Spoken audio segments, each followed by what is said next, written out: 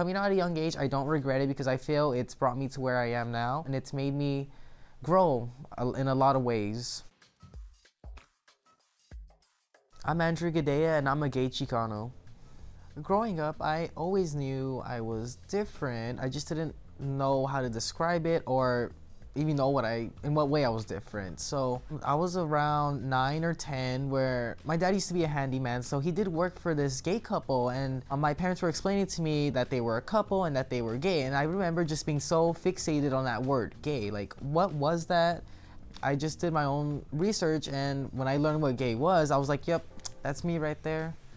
By the time I fully accepted myself as being gay, I was about 11, which was 6th grade.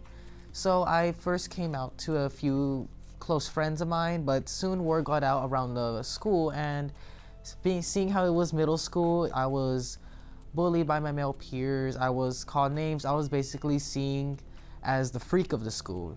We'll be lining up for PE and there'll be like a whole group of boys around me because they'll be all scared to line up next to me for whatever reason. And I really didn't get the help I needed until I started going to my school counselor. I remember one day in particular, she went up to me and she was like, oh, I have a list of teachers who are supportive of LGBT people. And I guess her intention was to help me, but in reality, it kind of made me question, okay, what about the people who aren't on that list? What about those adults who weren't mentioned? Like, how do they see me? Are they gonna help me? And it was because of that like little moment, I kind of like closed myself off from the adults in my life.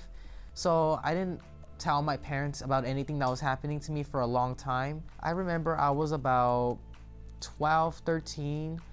It was a drive home from this one yogurt place with my mom. And I remember her asking me, do you like boys or girls? And I told her, what do you think? She told me, well, I think you like boys.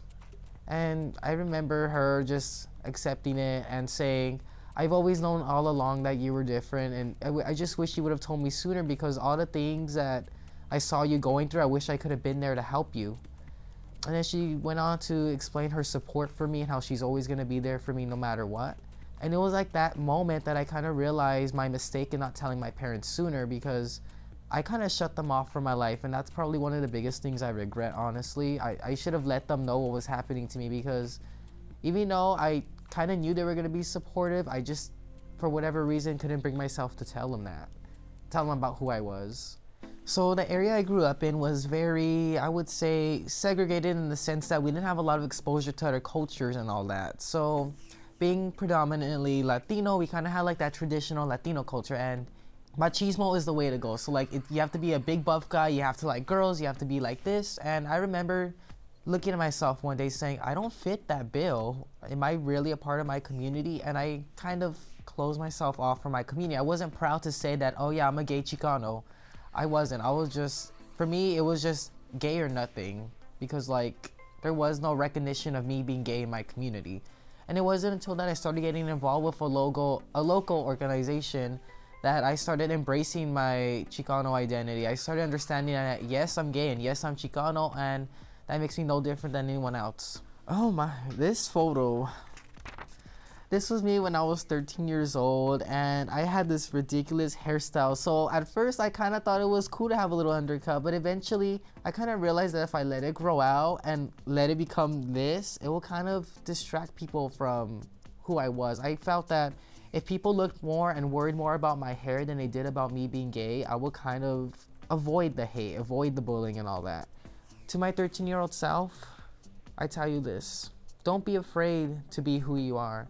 Don't be afraid to embrace being gay and embrace being a Chicano. Don't be afraid to get the help you need or to tell people who you are.